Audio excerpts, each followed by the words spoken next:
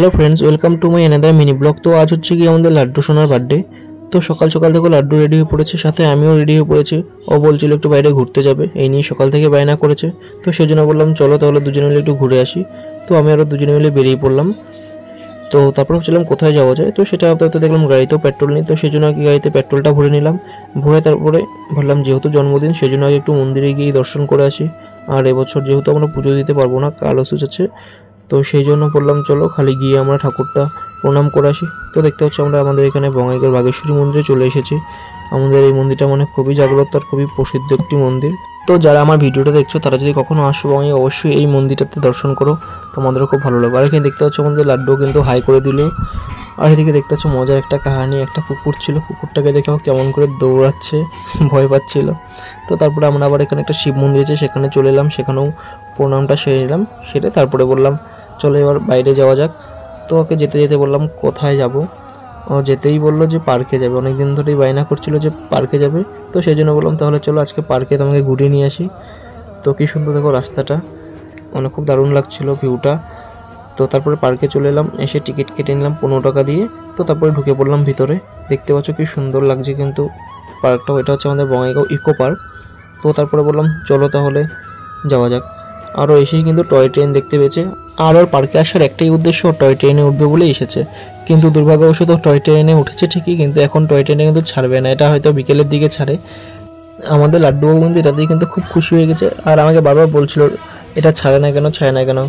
ও এর আগের বার যখন এসেছিলো তখন এখানে বসেছিল, বসে থাকার পরে কিন্তু এটা ছেড়েছিল। তো সেই জন্য ও সেদিনও ভাবছিল যে হয়তো বসে আছে এরপরে ছাড়বে। তাই আমি বললাম এটা এখন ছাড়বে না, এটা বিকেলের দিকে আবার ছাড়বে। ও তারপর ওখানেই বসেছিল, বললাম চলো ওদিকে যাই। ও কোথাও যাবে না, ওখানেই বসে আছে, ওই ভাবছিল ছাড়বে। তো তারপরে আমি বললাম চলো আমরা একটা ভিডিও করি। ও তারপরে আমার সাথে একটা ভিডিও করে নিল। তারপর আবার ঠোঁটে ব্যথা পেয়েছিল, তো সেটাই দেখাচ্ছিল। সকালবেলা পড়ে গিয়ে ব্যথা পেয়ে অনেকটাই কেটে গেছিলো, অনেকটা রক্ত বেরিয়েছে, তো সেটাই দেখাচ্ছিল। আর ব্যথাটা পাবে নাই বা কেন, তোমরা দেখতেই পাচ্ছ যে কী উৎপাত দুষ্টুমি করছে। দেখতে পাচ্ছ একবার ট্রেনের এদিক থেকে ওদিকে, একবার এদিক থেকে ওদিকে, মানে করেই যাচ্ছে কন্টিনিউ।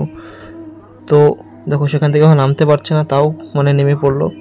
তো নেমে আবার চলে এলো, এখন ও দোলনাতে দুলবে, স্লাইডে উঠবে, সেই জন্য চলে এলো। দৌড়ে দৌড়ে দৌড়ে দৌড়ে চলে এলো। এবার এখানে শুরু হয়ে গেলো দোলনাতে দোলা।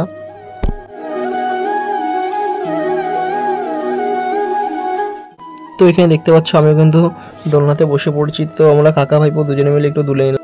আর পাশেই কিন্তু দেখতে পাচ্ছ আমাদের মিনি ওয়াটার পার্ক। এটা ওপেনিং হয়েছিল, আবারও কিছু কাজ চলছে হয়তো, সেজন্য বন্ধ আছে। আবারও খুব শীঘ্রই ওপেনিং হয়ে যাবে।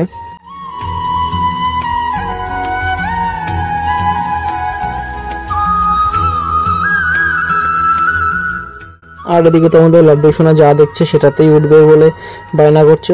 তো তারপরে ওকে বসিয়ে দিলাম, বসিয়ে আমি একটু ঘুরিয়ে দিলাম, সাথে ভিডিও করে নিলাম। তো এরপরে আমরা বেরিয়ে এলাম।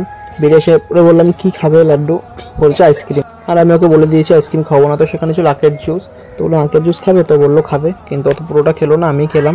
তো এরপরে বাড়ি এসে বিকেলের দিকে পায়েস হয়েছিল, যেহেতু আমাদের কোনো নিয়ম করা হবে না সেজন্য ওকে আগেই পায়েসটা দেওয়া হলো। ও খাচ্ছিল, মানে ওকে খাইয়ে দেওয়া হচ্ছিলো, তারপরে বললো নিজে খাবে। তো তখনই ভিডিওটা করলাম। তো তারপরে ওর আমি দুজনে মিলে বেরিয়ে পড়লাম, ও আমি আর ভাইগনাথ তিনজনে মিলে বেরিয়ে পড়লাম কেক আনার উদ্দেশ্যে।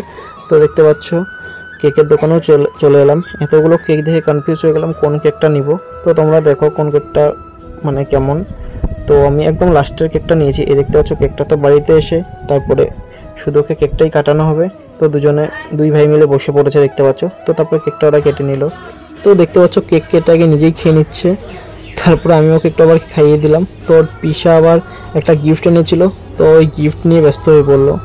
তো মানে এর আগে কেক নিয়ে ব্যস্ত হয়েছিল, যেই গিফট দেখেছে এখন গিফট নিয়ে ব্যস্ত। তো আজকে ভিডিও এত কিছু, ভালো লাগলে অবশ্যই লাইক করবেন, ফলো করে দিও। Bye bye.